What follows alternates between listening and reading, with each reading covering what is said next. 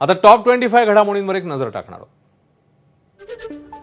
उद्धव ठाकरे 7 आणि 8 नोव्हेंबरला पुन्हा एकदा मराठवाडा दौरा करणार. सरकारने जाहीर केलेल्या मदतीचा शेतकऱ्यांना लाभ मिळाला की नाही याचा ठाकरे या दौऱ्यामध्ये आढावा घेणार. रायगडमध्ये अजित पवारांची राष्ट्रवादी आणि ठाकरेंची शिवसेना एकत्र लढणार. दादांच्या राष्ट्रवादीचे सुधाकर घारे आणि ठाकरेंच्या शिवसेनेचे नितीन सावंत यांच्यामध्ये बैठक.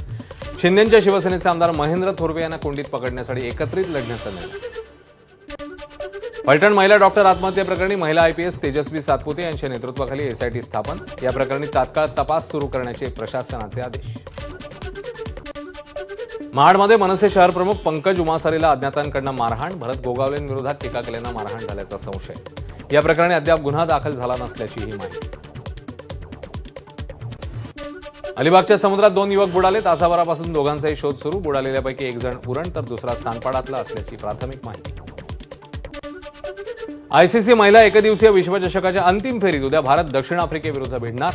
नवी मुंबईतल्या डी.वाय. पाटील स्टेडियमवर रंगणार फायनलचा थरार.